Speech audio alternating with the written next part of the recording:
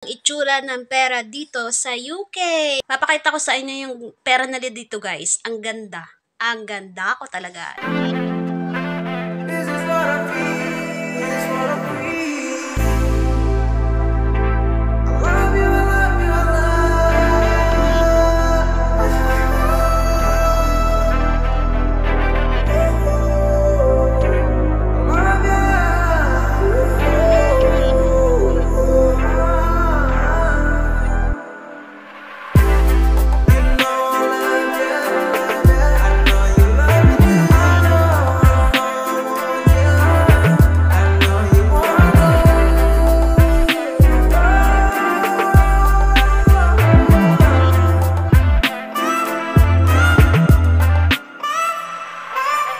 Maganda ako.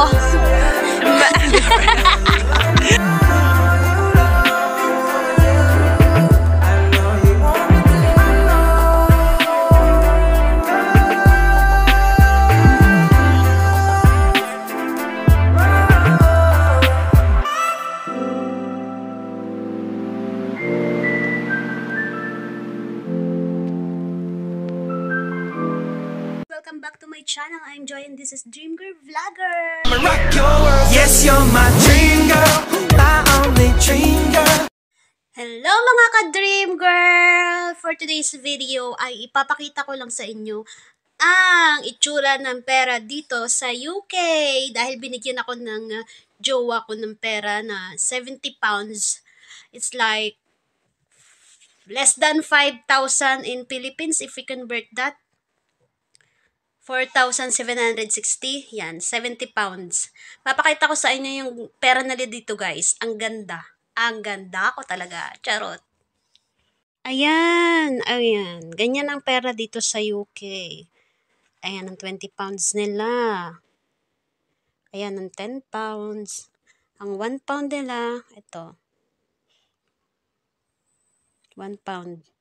1 pound, guys, is equivalent to 68 pesos in Philippines. Yan.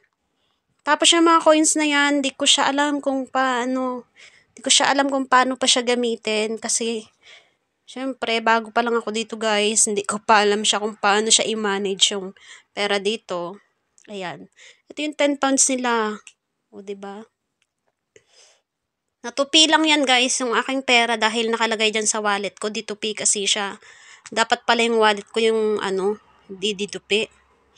Ayan, 10 pounds. Ito yung 20 pounds. Yan. Kasi binigyan na ako ng jowa ko ng 70 pounds para pang gastos-gastos. Ayan, para pambili sa Spar. Yung Spar, guys, store sa atin. Pero, dito, ang tawag ay Spar. Hindi store. Spar ang tawag sa maliit na tindahan nila dito, guys. Ayan ang pera nila, oh. Ang ganda, 'di ba? Ayan. Pwede siyang matupi pero bawal siyang lukot-lukotin. Kaya guys, disiplinado ang mga tao dito sa UK, you know? Ayan, disiplinado sila. Kaya siguro, guys, nagkaroon tayo ng ganyang pera, katulad ng ganito, yung parang meron siyang yan, ganyan. 'Di ba may ganyan tayong bagong pera sa Philippines? Kaya siguro yan ipinatupad yung pera natin na ganun para matuto tayong mag-ingat sa pera. Kasi, guys, niyukot-yukot lang natin yung pera. Dito, guys, bawal yukotin ang pera kasi pag yukot-yukot yung pera, guys, hindi tinatanggap. So, masasayang lang yung pera mo. Sayang yung pinaghirapan mo. Ayan. Ayan yung 1 pound nila, oh. Ang ganda ng pera dito, guys. Napaka-cute. Napakaganda ng pera nila. Oh. Ang ganda ng design.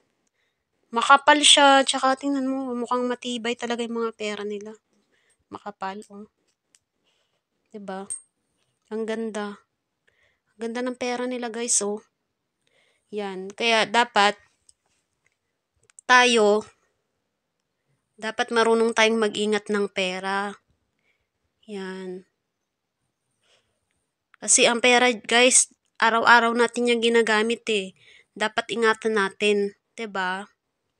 Tingnan mo katulad dito sa kanila sa UK. Maingat sila pagdating sa pera, guys, oh. Sobrang ingat nila sa pera. Bawal yukot-yukotin yan guys kasi di mo na siya mabibili. Pwede siyang matupi pero bawal siyang mayukot-yukot. Yan. Ganyan sila kaingat guys sa pera guys. Kaya tayo dapat gayahin natin sila guys na ganyan. Maingat sila sa pera guys. Ayan no. Ang ganda 'di ba? Ang ganda ko talaga. Charot. Ayan. Share ko lang guys para lang makita nyo yung design, yung itsura ng pera nila dito. Ayan no. Ang ganda. Di ko pa siya alam kung paano gamitin tong mga coins na to kasi nabawasan ko na to. Yung dalawang 10 pounds nagastos ko na 2 beses na ako pumunta sa Spar. So, dahil hindi ako marunong magamit ng mga pera, mga coins na yan na maliliit. Ang ginagamit ko lagi, bills. Katulad nung nakaraan na bumili ako first na bili ko sa Spar, 10 pounds yung binigay ko. Sunod na pangalawa, yung pumunta ulit ako ngayon sa Spar. Ayan, 10 pounds ulit binigay ko kasi di pa ako marunong sa coins. Di ko pa alam kung paano gamitin itong mga coins na yan na maliliit. 1 pound lang alam ko. Pero itong mga coins, di ko alam kung paano pa siya gamitin. Siyempre, pag-aaralan ko, 'di ba? Siyempre, bago pa lang ako dito, guys. Pag tumagal, siyempre, hanggang masanay ka na rin paano gamitin yung pera.